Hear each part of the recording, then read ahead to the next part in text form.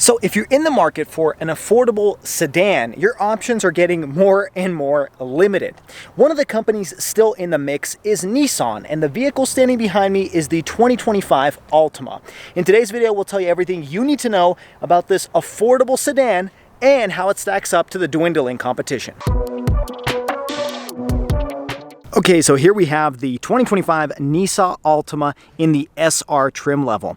It's interesting, I actually reviewed the SR VC Turbo a couple years back, and I walked away really impressed with the vehicle. But the vehicle in front of me is the 2025 model year, and it has a little bit of a different powertrain. We'll get all into that in just a minute. First, I want to talk about the history of the model. I mean, a lot of people know what the Altima is. They see one on every corner. However, this is the 6th generation version. It came out back in 2019, and then in 2023, they facelifted it with this kind of more aggressive front end styling. Now, this vehicle competes with only about 4 or 5 different vehicles. We're talking the Kia K5, the Hyundai Sonata, the Toyota Camry, and of course the Honda Accord. But the other competition has completely disappeared from the market. We're talking Chevy Impala. Of course, the Ford Fusion has left the scene quite a few years ago. And so with people upgrading to crossovers more so than sedans, does the 2025 Altima have what it takes to convince buyers that a sedan is still better? First off, let's talk about the exterior styling. Now, starting off with the front end, I do like the updated facelift that they introduced in 2023. It has this V-motion grille that Nissan calls it, and from certain angles, kind of has this kind of hexagon pattern to it. Looks really cool. It definitely looks a little bit more aggressive than the prior generations or the pre-facelift, and I would say this is an attractive looking vehicle. I think this is one of this vehicle's strengths. Now, this one has the updated Nissan badge. As I mentioned earlier, this is the SR trim level, and you kind of have this darkened chrome accents across the front end, working your way into the LED headlights and daytime running lights. Now, every single Altima comes with LEDs up front, and then down here, one complaint I do have is this is a fake air inlet, so it doesn't actually serve any purpose, even on the SR VC Turbo, but I do like how this color looks. In case you're wondering, this is called Bluestone Pearl, and it's one of the prettiest colors that Nissan offers. And like I said, with the blue and the black accents, looks really nice. Now, working our way across the side of the vehicle, this particular model comes with the upgraded 19-inch bronze accented wheels, and it's about a $700 or so option, and it's definitely worth it. When I first saw this vehicle pull up, I thought these were aftermarket rims. I mean, they do not look like something that came from Nissan, but I love it. I think the bronze with the blue and the black accents, it's just, mwah, it's perfection. I really like how that looks. Now, in case you're wondering about the sizing here, it's 235 by 40, and these are 19-inch wheels. Working our way across the side, you'll see this sharp body line that extends all the way from the front to the back. Then you kind of have a secondary body line from that rear door handle. You guys have seen a lot of these driving around on the roads. There really hasn't been too many changes on the side profile since 2019. In case you're wondering about the length here, it's 192.9 inches long, which is just a little bit shorter than the competition by about 1 or 2 inches. Working our way across the rear end, one little complaint I have about the tail lights is they're not LEDs. I wish they had this LED running light like they do up front. I think it would look a little bit more premium, but these are just regular tail lights with your side marker lights over here. It would have been cool if they just kind of redesigned this to make it a little bit more futuristic. Now, this one has the optional spoiler package, which also comes with these rear mud flaps as well. And then this one is, of course, the all-wheel drive option. We'll talk powertrain here in just a second. But finishing off the rear end, it doesn't look too bad. I do like that it has the dual exhaust outlets. That is an indicator that this is the SR trim level, which is generally meant to be the more sporty version, even though the powertrain is exactly the same. Now, in terms of the width here, this is 72.9 inches wide, and in terms of the height, it's 57.4 inches tall. Now, as I mentioned, this particular vehicle is the SR trim level. Now, prior to 2025, you could get 2 different SRs. There was the basic SR like this one, or the SR VC Turbo, which had a turbocharged engine, a totally different powertrain.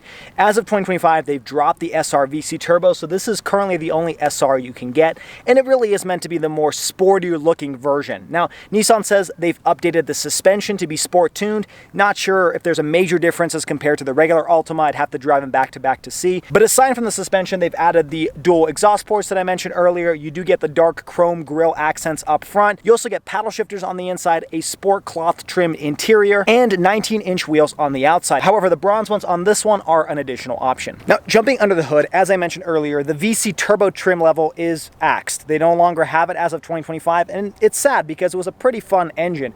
You can still get it on some of the Infiniti products, but no longer on the Altima. There's only one engine engine option regardless of trim level. It's a 2.5 liter 4-cylinder engine that on the front wheel drive version produces 188 horsepower and 180 pound-feet of torque. If you choose the all-wheel drive trim level, it's actually detuned a little bit, oddly enough, at 182 horsepower and 178 pound-feet of torque. Now, you heard that correctly. All-wheel drive is available on all but the base S trim level. So if you guys do need all-wheel drive, if you live in a climate like I do where it snows half of the year, that is an available option for $1,500. Now, all of that power is sent through an Xtronic CVT. It's unfortunate because CVTs are not my favorite. However, that is kind of the norm for mid-size sedans nowadays. 0 to 60, in case you're curious, is just in the mid to high 7-second range. Now, fuel economy is okay. We're talking 28 in the city, 39 on the highway if you choose the front-wheel drive version. If you have the one behind me with all-wheel drive, it's 25 in the city and 34 on the highway. Definitely not a class leader by any means because the Camry can get upwards of 50 plus mpg on the highway, but it's still pretty good as compared to some crossovers. My one complaint about the Altima's engine options is the lack of options. You only get one powertrain, whereas a lot of the competition offer turbocharged or mild hybrid systems. There's no hybrid option, there's no turbo option, it's just one powertrain. I think that limits the customer base for this particular vehicle because some people either want a more spunkier or more fuel efficient engine, and unfortunately the Altima just doesn't offer that. All right, next up, let's jump on the interior and show off some of the amenities. First off, I do want to show you the Nissan key. This is something they've used for several years now. You have your lock, unlock, you got your trunk release button, you've got your alarm, and then this is your remote start. So it is nice that this vehicle does come with remote start. You don't have to pay for that feature on the SR trim level. Now, one complaint I do have about this Nissan Altima, and I've had the same complaint on the SR VC Turbo, is there is no window tint from the factory. So it's completely wide open. Anybody can just look into your car, and that means the vehicle does get quite a bit warm on a hot summer's day like today. Now, I very rarely review a brand new car that doesn't come with window tint, but the Altima is one of those, oddly enough. Now, jumping on the inside, it pleasantly surprises me the nice use of materials here. So first off, starting off with the door panel, this is all soft touch material. Now it's kind of like this fake leather material, but you could easily rest your elbow here and it doesn't hurt or anything like that. It's not a hard touch plastic. This is a fake aluminum trim. And then you have a plastic faux aluminum door handle. Coming down here where you're resting your elbow, this is also going to be all soft touch. This is a fake leather, but it feels pretty nice. You also have this contrast red stitching. That's kind of a hallmark of the SR trim level because it's sporty. It's meant to be red because that means you're going to go fast in this thing. You do have automatic windows, although you only have automatic up-down with one touch on the driver's side, your lock and unlock, and then your mirror controls. Now jumping down here, you've got a hard touch plastic for your storage compartment. There is a small cubby over here, along with a slot for your cup holder. Remember, don't put open liquids here in case you didn't know.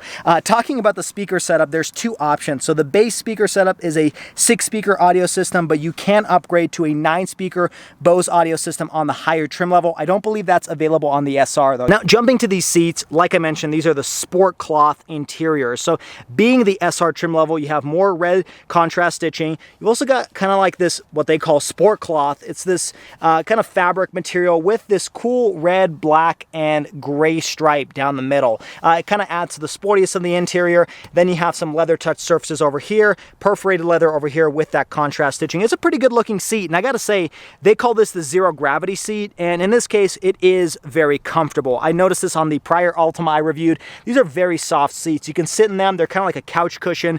Very easy to drive on long road trips. Very good job on the seats here. It's one of this vehicle's strengths, honestly. In terms of the adjustability here, it's 8-way power adjustable as standard. If you want to get lumbar support, that is an optional feature. It's only 2-way lumbar. Now, there's no ventilated seat option, and this particular vehicle I'm reviewing today does not come with heated seats, but that is an optional feature. So lumbar support and heated seats come with the premium package, which is about a $3,000 option, but I would recommend it because it adds more features on the interior. Now, jumping on the inside, let's talk about the interior amenities. First off, in terms of material usage, this is all soft touch material. This is kind of leather wrapped surface with some contrast red stitching, and then back here is kind of a more rubberized material, but it is soft touch. So it is supposed to mimic kind of leather. It's a fake leather material, but it looks really nice. The only hard touch plastic areas are all the way in the back, but you're never going to reach it. I don't really love this material over here. It's It's kind of meant to resemble like aluminum / carbon fiber, but it doesn't feel very premium quality. There's no texture to it. It just kind of looks a little bit odd. But then you have this fake aluminum bezel underneath, but they kind of had to add some sort of trim piece, so it's acceptable. Now, talking about the steering wheel, it is leather wrapped. Some of the lower trim levels come with like a plastic rubber steering wheel, but this one is leather. It feels really nice. You got some contrast red stitching for that SR trim level. It's not heated. However, it is manual, adjustable, tilt, and telescopic. Now, in terms of the buttons here, on the left-hand side is how you're going to control your gauge cluster display. You got your volume button, seek track, and your back button. On the right-hand side is how you're going to control your cruise control. Adaptive cruise control is not available on the SR trim. You have to step up to the higher trim level to get adaptive cruise control. Now, behind the steering wheel, you'll notice you have these paddle shifters for the SR trim level. It's a little bit odd because an Xtronic CVT does not have any gears, but this is meant to kind of simulate gears to make it feel a little bit sportier, and it works okay. You do have automatic headlight controls, and then you've got your windshield wiper stalk on the right-hand side. Now, jumping to the left of the steering wheel, you got your air vent controls, trunk release, brightness indicator, and then you can set the odometer down there. Moving further down, you got your fuel cap release, and then your trunk release down there as well. Jumping to the gauge cluster display, it's funny, I recently reviewed an Infiniti QX80, and it pretty much had the exact same gauge cluster. So you've got analog on the left and the right-hand side, mixed with some 7-inch digital LCD or TFT display here in the center.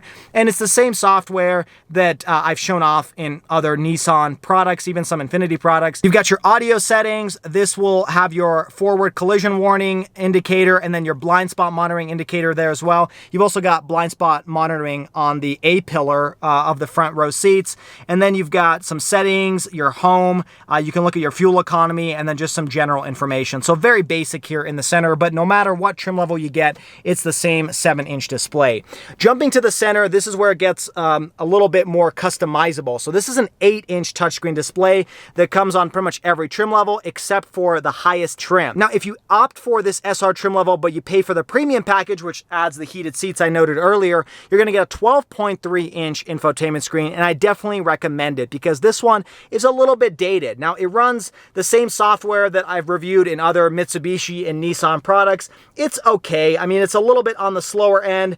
You do have your home menu over here where you have kind of like a widget style menu, and it's very simple, very easy to use, but there's just nothing really appealing about this infotainment screen. If you choose the 12.3-inch screen, it's going to have Nissan's latest software with quick access menus on the left-hand side. It's a much snappier and more robust system. Now, this 8-inch touchscreen does have wired Apple CarPlay and Android Auto, not wireless. If you want it wireless, you have to upgrade to the larger touchscreen. There's also no 360-degree camera, but you do have a backup camera, of course, if you put in reverse. That's standard for every vehicle since 2017. Now, in regards to the camera, if you get the premium package, you will get Nissan's 360 surround view camera, which isn't the best quality, but it is nice to at least get that bird's eye view of what's going on around the vehicle. Not much else to report over here. You do have physical volume and 2 knobs, and then quick access buttons located down here so you can quickly cycle through different type of audio sources if you want to choose Bluetooth, Sirius XM, etc. Down here you got your air vents, your hazards, and then moving down below that, it's a single zone climate control. There's no digital indicator either. It's kind of like your old traditional, temperature gauge over here on the right, and then your fan speed over here on the left. You have your defrost in the front, your AC controls, and the buttons to regulate where the fan is blowing. Now down below that, you've got a USB-C port, regular USB, and an aux cable. You've also got a cigarette style power outlet and a little cubby over here. Now you can get optional wireless charging pad, again, if you choose the premium package. As you can see, there's a trend here. If you want some of the cool creature comforts, you're gonna have to pay for that about $3,000 premium package to get some of those features like a wireless charging pad. Moving behind that, you do have keyless start stop, which I appreciate because I don't really like plugging my key into the steering wheel. You've got your gear selector over here. It is nice, leather wrapped. And then this is actually your sport button. Very few people actually talk about this, but if you hit that in drive, you'll see there's a little S that shows up on the instrument gauge cluster display. Behind that is your electronic parking brake. You've got 2 cup holders and a little bit of piano black plastic over here. It's not overused or anything like that. Moving behind that, you've got your center arm console that's soft padded. You also got some more of that red contrast stitching. And then opening this up, it's a pretty decent sized compartment, but there's no power outlets or anything like that in there. Moving to the passenger side, opening up the glove compartment, it is pretty massive. These are manual adjustable. However, again, if you get the premium package, these will be power adjustable seats as well. Moving up above you, you've got a little sunglass holder, just a regular rear view mirror with the tint control. Moving further up, you got your light controls here. And then there is no sunroof unless you get the premium package, then you'll get a small sunroof. There is no first and second row moonroof like you find on some of the competition though. It's strictly limited to a traditional sunroof. Now jumping into the second row, the use of materials, of course, aren't as nice over here. This is hard touch plastic, but at least where you rest your elbow, you're going to have some leather touch surfaces with contrast stitching, your window controls, and an extension of your speaker system. Now, jumping into the seats, they're not as nice as the first row. You don't have any cool striping in the middle, but you still have some sport cloth mixed with some fake leather, red stitching over here, and the stitching carries over onto the headrest as well. Jumping back here, I do like these floor mats, again, bespoke to the SR trim level, and then there's plenty of legroom back here. That's one of the big advantages of having a sedan over a crossover, because crossovers with this amount of space are usually reserved for like 3-row SUVs, not necessarily compact crossovers. This is 35.2 inches of space behind the first row. Back here, unfortunately, you don't have any type of air vents, but you have 2 USB ports down there and a pretty decent sized center hump, but you could probably fit 3 people back here because this seat is pretty wide. Opening up this center arm console, you got 2 cup holders and a really soft plush armrest. Up above me, as you would expect, there's about 1 or 2 inches of space. I'm about 5'9", so if you're taller than me, it might feel a little bit scrunched, but because there's no tinted windows here, it's a very bright and airy cabin on the inside. Jumping into the trunk, you have this little button here that will release it, and of course you have the key fob, and it's kind of like this spring-loaded action, so it makes it pretty light. Now jumping into the trunk, you've got 15.4 cubic feet of space back here, and your second row seats do fold down 60/40. In fact, you can pull on this handle over here, and they will fold down. You also have these little grocery hooks on the left and the right-hand side, and then underneath the trunk, there's not really much space. You've got a little section over here, but mostly it's reserved for your jack. And then you do have a little compact spare tire located underneath here as well, which is something that a lot of vehicles are going away with. So it is nice that Altima includes that. Next up, let's talk pricing. Now, the Altima S trim level starts just around $28,000. If you want the SV, which is the trim level above that, it's about $28,500. Then you jump up to the SR, which pushes to about $30,000. And then the highest trim level, the SL, is around $35,000. Now, if you want the all-wheel drive option, like I mentioned earlier, it's a $1,500 premium. Now, this particular SR with the spoiler, the all-wheel drive system, these upgraded wheels, and the underglow night lighting is about $32,300. In regards to safety features, every single Altima comes with Safety Shield 360, which is emergency braking. You've got lane departure warning. You've even got blind spot monitoring.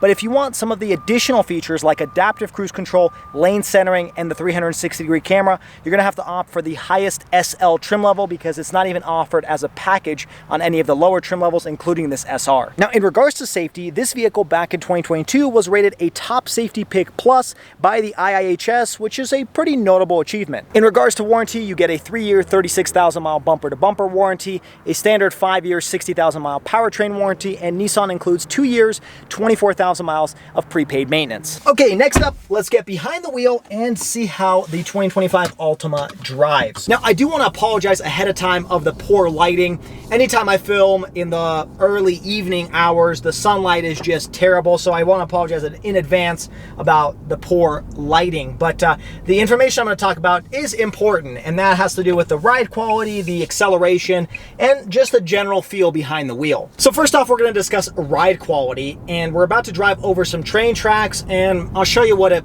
feels and looks like. All right, so here we go over some train tracks. Take a listen. It's actually pretty decent. What I've noticed in my week or so driving this vehicle is the ride quality is actually pretty okay, considering this is the sport tuned suspension. Not sure if I really believe it or not, but you know, this is supposed to be the rougher suspension because it's sportier, and the suspension's great. The one thing that I think makes the ride quality feel like it's worse than it actually is I can actually hear the suspension kind of moving up and down a little bit more. I think there's not enough sound deadening in this vehicle, and so you almost hear it more than you feel it. And that's kind of one of the main differences between a luxury car and a regular car, right? There's not as much sound insulation. They're trying to keep the cost down. And so because of that, it maybe feels a little bit rougher than it actually is. But in general, driving over the same potholes I do in a lot of different vehicles, this thing is no rougher than any of the competition. It might actually be a little bit better. It's a pretty smooth vehicle. It's just you hear a little bit more of that road noise than you do in, you know, obviously more premium cars. What is an issue that I still can't get over is the fact there's no window tint. tint. It just kind of freaks me out. I feel like everybody can see exactly what I'm doing. Not that I do weird stuff in the car, but you never know, right? I mean, you want it to be a little bit tinted on the inside, and especially for hot summers like here in Utah, it hits 100+ degrees. It's nice to have some window tint. So it's just a little bit odd. It doesn't come from the factory. That used to be a trend that a lot of affordable vehicles didn't come with window tint, but I feel like nowadays most cars come with window tint from the factory. All right, so we're actually gonna put this thing into sport mode and hit the freeway, see how it feels accelerating to about 70 miles per hour. And when I do that, I kind of feel that the throttle response has increased a little bit. It kind of feels a little bit different. All right, so here we are at a dead stop. Let's gun it.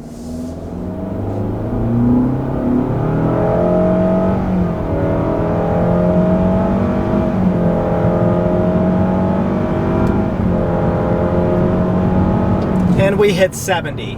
Now, granted, that was a little bit uphill, so I'm going to give it the benefit of the doubt, but it's not a quick car by any means. The VC Turbo I reviewed a couple years ago was definitely a little bit spunkier. I think it was a good powertrain for this vehicle. I'm not quite sure why they got rid of it. I wonder if the sales just weren't there. It was a pretty expensive vehicle at the time. I think it was like $35,000, and so maybe that had to do with them getting rid of it. But this powertrain is just okay. Now, granted, 0 to 60 or 0 to 70 is not the use case for this engine. It's really, you know, from 10 to 30 or 20 to 40, it's actually perfectly fine. For like city driving, just kind of weaving in and out of traffic, the powertrain is perfectly fine for it. It's just when you're doing kind of these 0 to 60 stints that it gets a little bit slower, feels a little sluggish. And then again, with that CVT transmission, I just don't like them because they just sound so drony.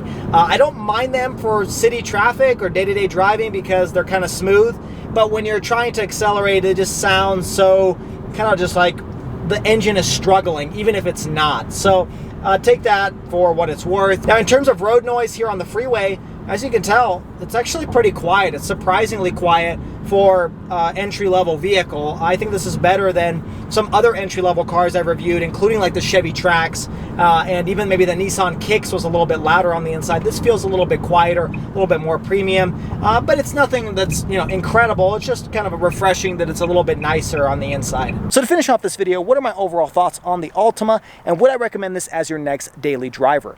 Well, this vehicle does have some pretty solid strengths. One of those being its exterior styling. It's a pretty striking looking vehicle, especially with those body lines, those bronze wheels, and that blue exterior color. I even had friends and families do kind of a second glance because they thought this was a more premium vehicle than just a Nissan Altima. Also, the seats are extremely comfortable for long road trips, very good daily driver. Now, there are some things that I think are missing from this vehicle, and that's why I would recommend opting for a lower trim level. I would pick the SV trim level, and I would opt for front wheel drive and option for that premium package to get you the bigger infotainment screen, the wireless charging, the heated seats, some of those bells and whistles that I think this vehicle is missing, and I would keep it under $30,000. The reason I say that is if you need all-wheel drive or if you're willing to pay more than $30,000, Nissan actually offers some pretty good competition from its own lineup, including the Nissan Kicks I recently reviewed and the Nissan Rogue. Now, the question is, how does this stack up to the competition? Because all of the other models that this one competes with have either recently been facelifted or entirely refreshed for 2025. And I think this one is currently the oldest on the market. Its refresh was back in 2023, and its platform is based on a 2019 model year. And it kind of shows this thing is lacking some of the features that the modern competition offer, including a hybrid powertrain and a standard bigger infotainment screen. However, these are generally going for a little bit less than the competition, so if you're budget oriented, you might be able to pick one of these for under 30 grand, and it's going to be a great daily driver, a great choice as compared to the competition, which is pushing above $30,000 to $35,000.